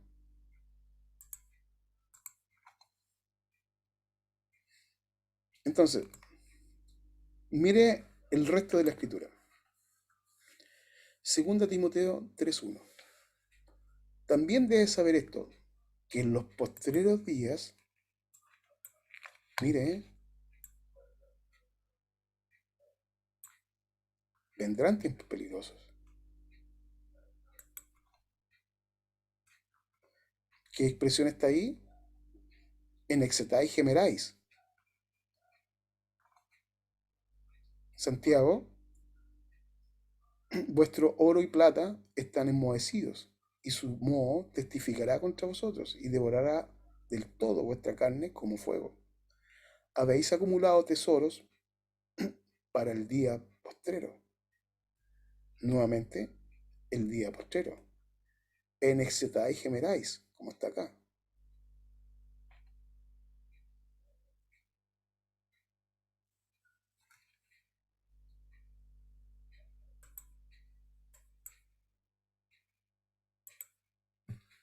Segunda Pedro, sabiendo primero esto, que en los postreros días vendrán burladores andando según sus propias concupiscencias. O sea, el concepto está trabajado. Nuevamente, acá, exato, mire, exato, ton gemerón.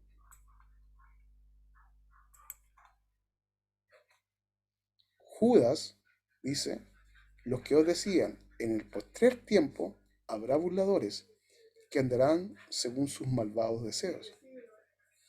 Entonces está acá en exato crono. Exato crono, es como el tiempo final, el tiempo, el postrer tiempo.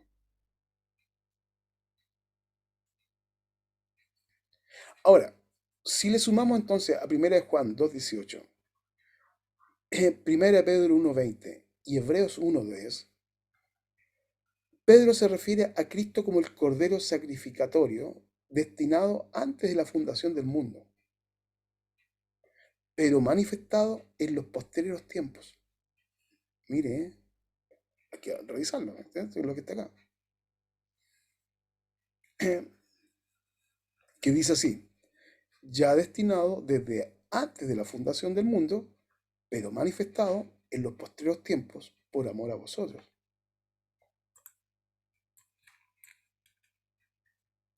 Nuevamente el concepto de los posteriores tiempos. Antes de la fundación del mundo. Pedro se refiere al Cristo como el Cordero sacrificado destinado antes de la fundación del mundo, pero manifestado en los posteriores tiempos.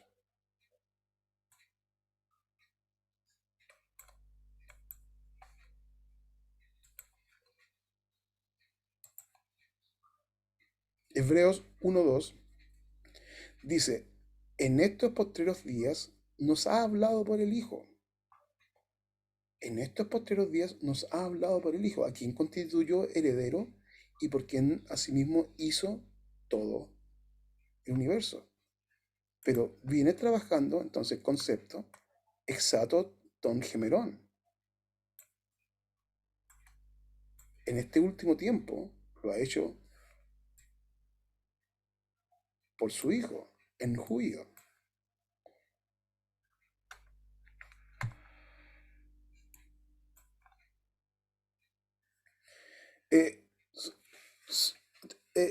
Discúlpenme que les dé la lata ahí con los detalles de los versículos, pero es importante porque justamente este es una de las ideas que tiene integrada Juan, que va a trabajar.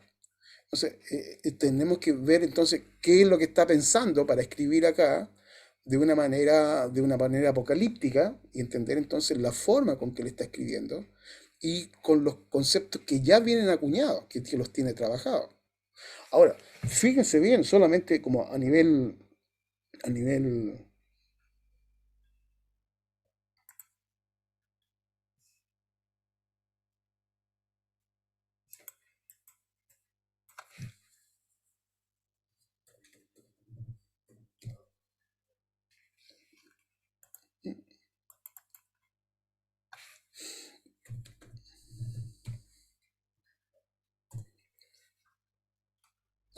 perdón, ustedes no me están viendo. Miren este que está acá, solamente como un ejercicio ahí para que ustedes lo vean en el Bible World. Filtré la palabra cordero y cordero aparece 91 veces que está acá. Pero la gracia que tiene este programa, que yo puedo tener acá, por ejemplo, un estatus y nos vamos a dar cuenta, fíjense estos detalles que tienen que ver con el programa. La palabra cordero, mire acá, de el total de 400 veces, aparece, de 404 palabras, aparece 27 palabras que está en Apocalipsis. Mire el detalle, mire el detalle. La palabra cordero es el libro que está acuñado en Apocalipsis. Porque Primera de Pedro lo tiene una vez, el libro de los Hechos lo tiene una vez, Lucas lo tiene una vez, Marcos lo tiene una vez, Juan lo tiene 2 veces. Y en el Antiguo Testamento aparecen varias veces, 3 veces, 4 veces.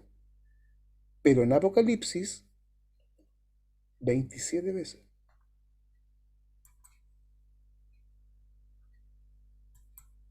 Entonces,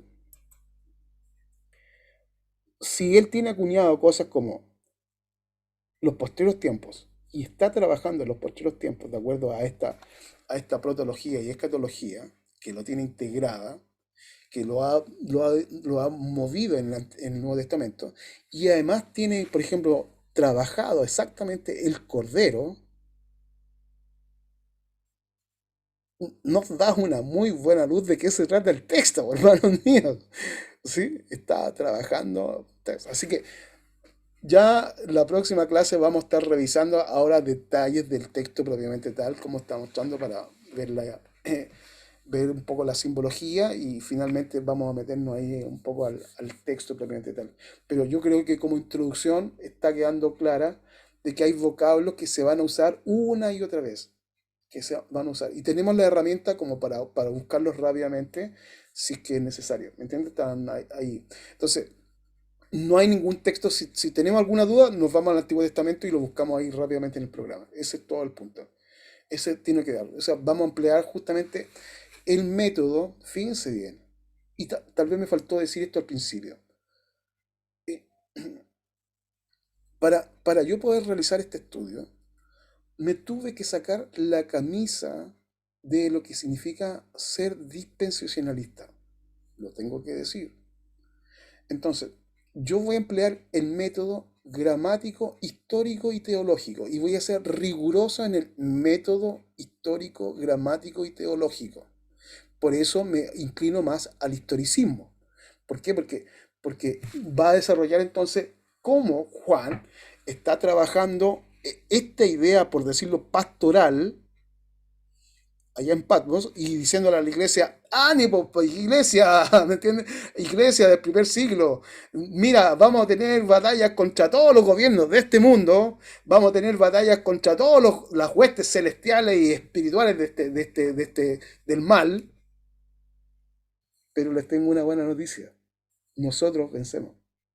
Y ese trabajo lo va a hacer desde el principio hasta el final, lo que convierte entonces la primera carta de Apocalipsis, o sea, la Apocalipsis de Juan, la convierte en un sistema completamente pastoral.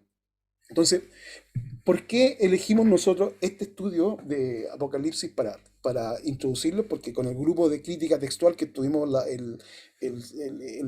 clase pasada, dijimos, hagamos una, y si no me equivoco, mi pastora Abigail Sánchez me dijo, pastor, pero yo quiero un curso de hermenéutica que sea, pero ultra, ultra avanzado. Así es. Bueno, este que está acá, este Apocalipsis tiene justamente 4 géneros literarios que son muy importantes. Por ejemplo, tiene género profético, que lo vamos a ver, esta es una profecía, o sea, tiene género profético, pero tiene epístolas, tiene género epistolar. Empieza a tener entonces características súper específicas de cómo se va desarrollando la carta, que es la que debemos estudiar. Entonces, perdón, ¿lo hace difícil en la hermenéutica? Sí. Lo hace más complejo. Dejo el micrófono abierto para sus dudas, preguntas, etc.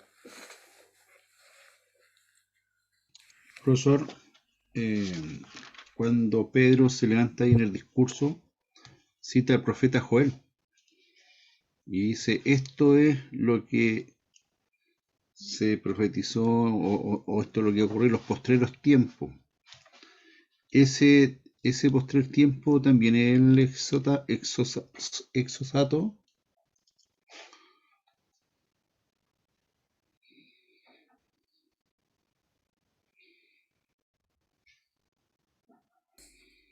Sí, sí. El profeta Joel tiene una complejidad que no sabemos ubicarlo bien en la fecha. Pero los comentaristas inclinan que es post-cautiverio, que es después del cautiverio. Y eso lo hace entonces que tomó el concepto de Isaías y lo trabajó acá. Pero el problema que tenemos con Joel es que no lo tenemos fechado con claridad. Pero sí, el mismo vocablo.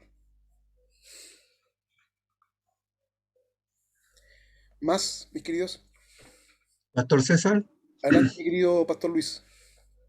cuando usted al principio de la clase comenzó haciendo una diferencia y decía, ¿no le ha tocado a usted que le preguntan a usted qué tiempo estamos viviendo? ¿Estamos viviendo los tiempos apocalípticos?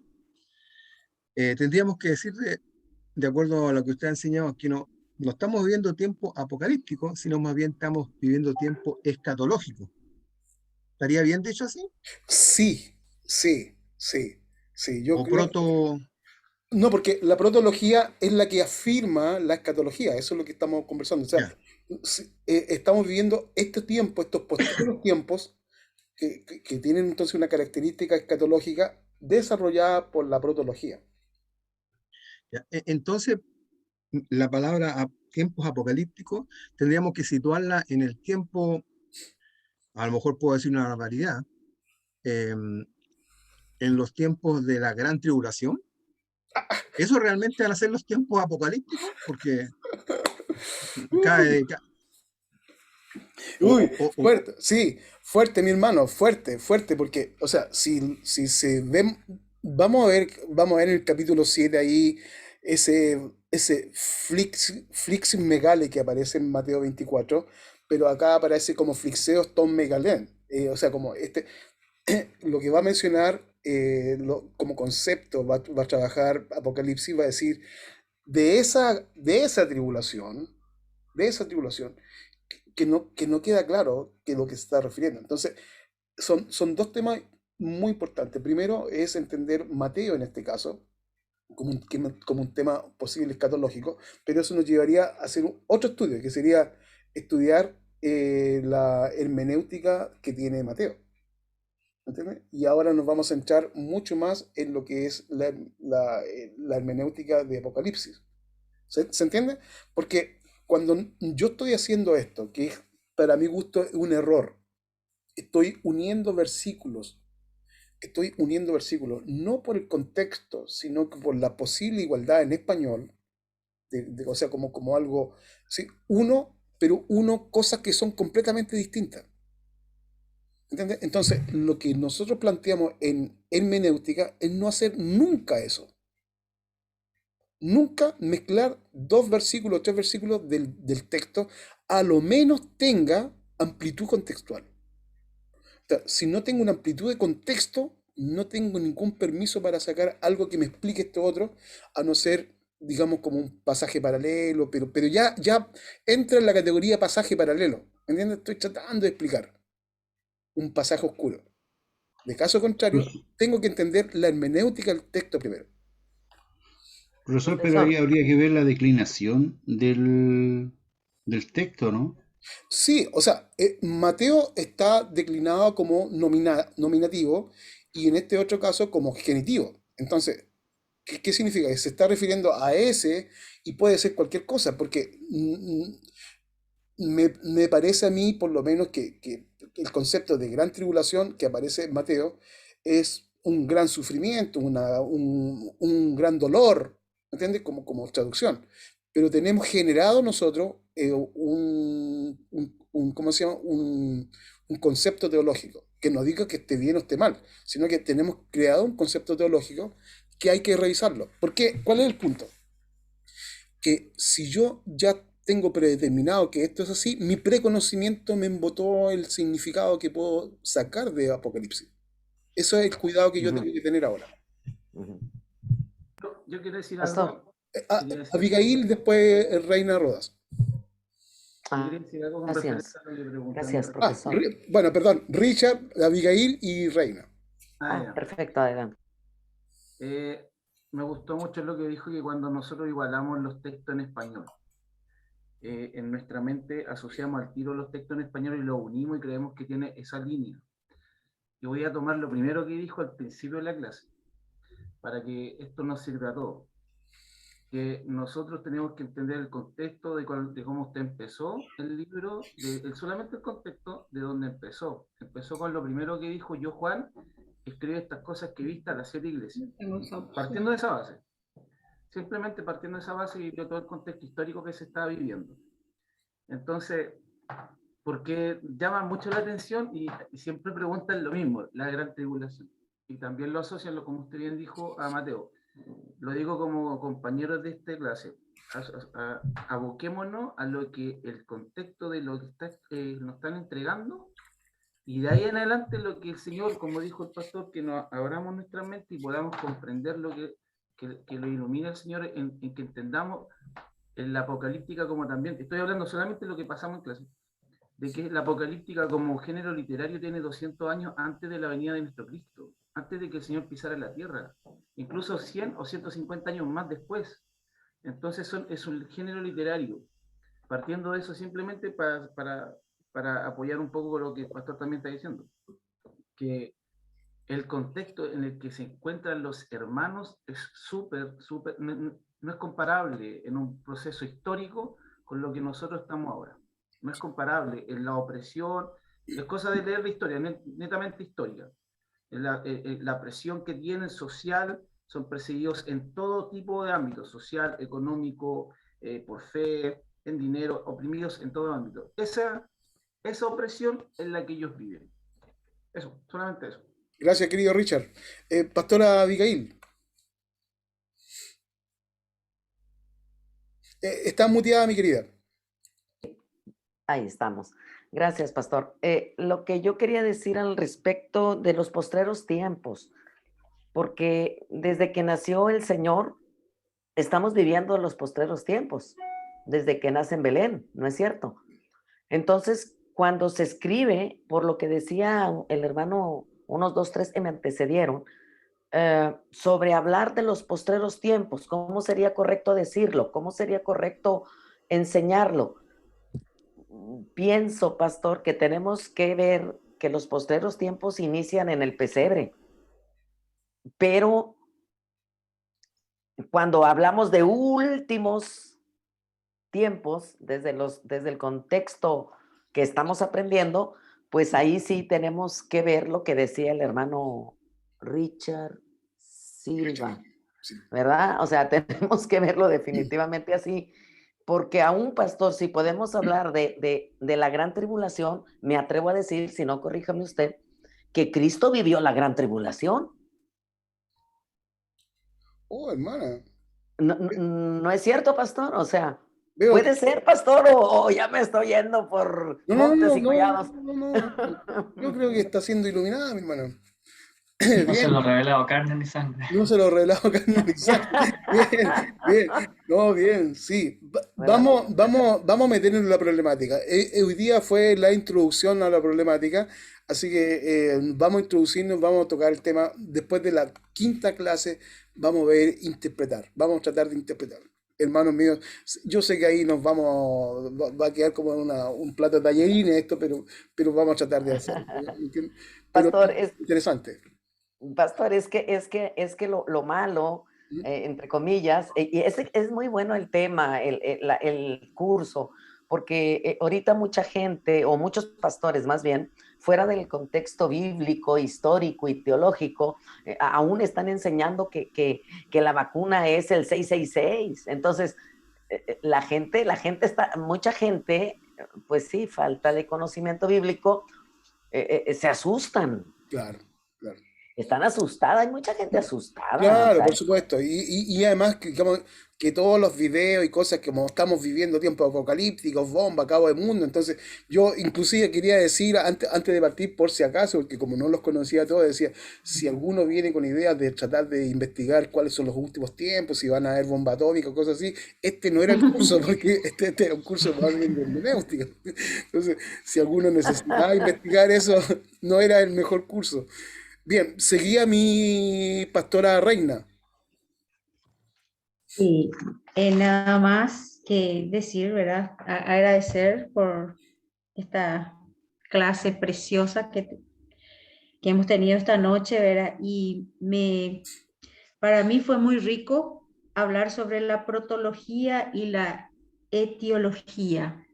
Fue muy interesante para poder comprender completamente el plan de Dios. Y habló, ¿verdad?, de la unidad temática expositiva.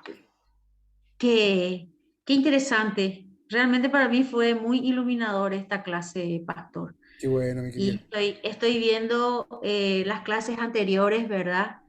Porque pienso que bueno, yo sé que todos somos estudiantes, pero gran parte de las clases que hemos tenido con usted, ¿verdad? Ahora encuentro la importancia, ¿verdad? Y que me ayuda a comprender mejor todo esto, ¿verdad? Y me quedo más tranquila también después de escuchar tantas barbaridades, ¿verdad? Por ahí.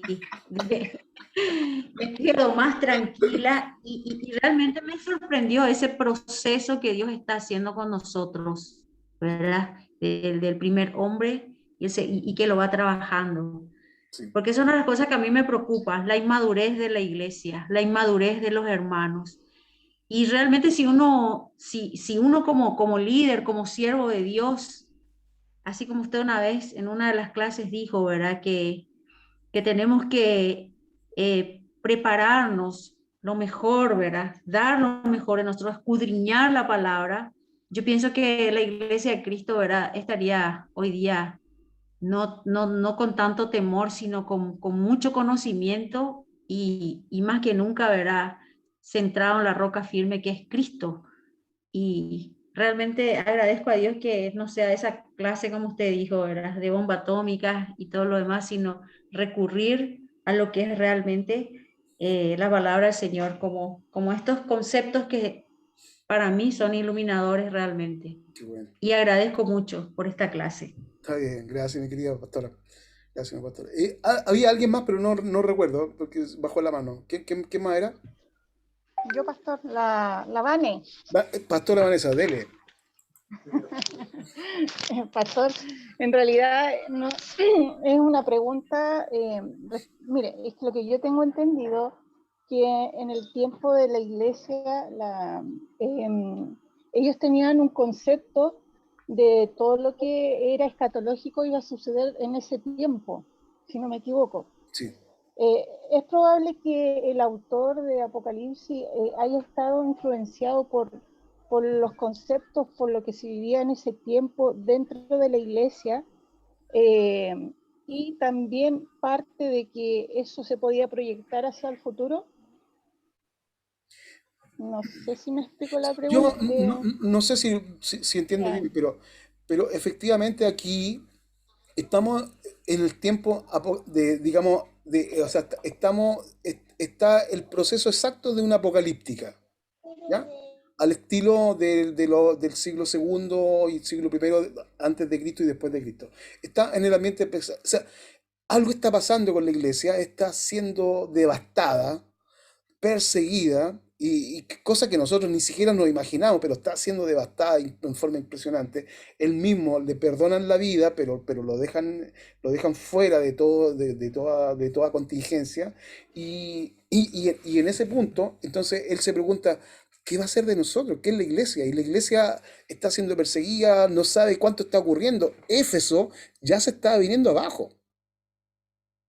¿Me entiendes? Éfeso, estamos hablando de que el apóstol Pablo, con sus 22 comisionados apostólicos que tenía, si ustedes se fijan y sacan la cuenta, son 22 personas que estuvieron con Pablo trabajando apostólicamente y construyendo y levantando iglesias, están completamente dispersos, está solo. Y entonces el Señor le da claridad de qué es lo que tiene que decirle a la iglesia para ese tiempo y lógicamente para los otros tiempos también. Y yo le voy a explicar la próxima clase con un estudio de simbología de qué es lo que significa entonces un hecho tan duro como este. Por ejemplo, una bestia. O sea, porque la simbología lo deja completamente abierto. Yo no digo fue Nerón, porque si digo Nerón, es Nerón. ¿Se entiende? Si yo digo Nerón, es Nerón, es de esa época, de ese año. Pero si yo digo una bestia, entonces la imagen me viene inmediatamente a mí como para decir, no, por ejemplo, Segunda Guerra Mundial, Hitler, Stalin, o sea, no serán bestias como lo trabajó, y se empieza como a replicar. Esa es la gracia que tiene la simbología. Fíjense bien en la simbología. Miren, el Señor en valles de delicados pastos nos hará descansar, junto a aguas de reposo nos pastoreará. Miren el símbolo cómo trabaja. Y uno dice, qué lindo, ¿me entiendes? O sea, pero aterrizarlo no tiene ningún sentido. No, la gracia es trabajarlo como símbolo. Porque te deja abierto en tu imaginación cómo va a trabajar el Señor que te va a pastorear. Entonces, aquí hay un género literario hermosísimo que tenemos que sacarle provecho para disfrutarlo como Él lo está presentando. O sea, ¿me entiendes? O sea, ahora, como buena parábola, los que hacemos exégesis de parábolas, no todo se tiene que interpretar tal cual. ¿Me entiendes? La parábola, ¿qué es lo que yo saco de la parábola cuando interpreto? Saco el principio que Dios quiere enseñar. No siempre todo tiene que tengo que tener el puente lingüístico para el otro lado. No, disfruto el símbolo. Así que no se pierda la próxima clase. En esta misma hora, bajo este mismo canal. me salió Gracias, pastor. Mis queridos. Pastor, antes de despedirnos, yo quisiera preguntarle si podría compartir con nosotros su PowerPoint, porque estuve anotando los versículos y me pasó algunos. Por esta, si sería tan amable. Por esta vez. Por esta única vez Porque, hermanos míos, yo les voy a decir algo, y ya con esto estoy cerrando. Estoy formando un curso que viene ahora en enero, que Abigail y Carolina, etcétera, etcétera, nos estuvimos viendo, la pastora Reina, etcétera, etcétera, porque vamos a hacer, pero requiere como una introducción. Lo que estamos haciendo acá en términos generales para ese gran curso es una introducción a Apocalipsis. ¿Entiendes? Ahora, cuando me toca formar una introducción, yo estoy formando el texto, no lo tengo formado. Por ejemplo, yo hice el curso de crítica textual y me salió un libro como de 150 hojas, por manos mías. ¿Me entiendes? Entonces, pero voy desarrollándolo ahí para que lo disfruten ustedes, etcétera. Entonces, tienen todo el texto guía completo. Eso aún está en desarrollo. Yo tengo en las clases la forma de trabajar. Debo tener por lo menos, no sé, pues unos 30 papers y unos 5 libros. Eso es lo que tengo y que quiero vertirlos, digamos, para que ustedes lo conozcan. Así que en esta oportunidad se lo entrego para que disfruten la primera clase, pero después las grabaciones van a ser suficientes y en la próxima clase van a tener el paper o el libro completo. ¿Ah? Esa es mi promesa. Pastor, ¿me Adelante. permite la palabra? Sí, por favor, Abigail. Sí, creo que está interesante como el libro que nos entregó al final de crítica textual, que bien, si usted así lo requiere o lo desea, lo podemos adquirir también al final. Pero yo admiro mucho su dedicación, su tiempo, porque para crear todas estas diapositivas se requiere tiempo, se requiere esfuerzo. Y yo creo que, bueno, yo desde mi punto de vista, ese es tiempo muy valioso que usted ha invertido y que yo creo que en yo acá lo vivo en México, cuando estamos estudiando un curso, por más chiquito que sea, siempre se nos venden los libros, siempre se nos venden por lo mismo, porque el profesor, acá en México siempre se nos inculca eso. El profesor hace un gran esfuerzo de preparar sus clases, sus diapositivas, y pues es tiempo, es trabajo. Entonces, si a lo mejor no lo podemos ver como una venta, vamos, para que no se oiga tan así, pero sí con una ofrenda que podamos aportar. Yo desde acá, lo reitero, reconocemos el trabajo de los profesores, su tiempo y tanto esfuerzo que ha de haber empleado, que yo estoy dispuesta siempre a dar una ofrenda por todas esas notas que se nos van a entregar. Porque en crítica textual no fue como hoy, que es un curso gratis. Claro. En crítica textual fue diferente, hubo un costo. Claro. Y creo que no es malo, es bueno, porque ese esfuerzo ya es trabajo. Gracias. Está bien, gracias, mi querido. Sí, va este paper, o sea, este PDF va para allá y la grabación también la voy a ir subiendo para que ustedes la puedan revisar. Mis queridos, un abrazo grande, el Señor me los bendiga. Nos estamos viendo la próxima semana. Chao, mi pastor José, bendiciones.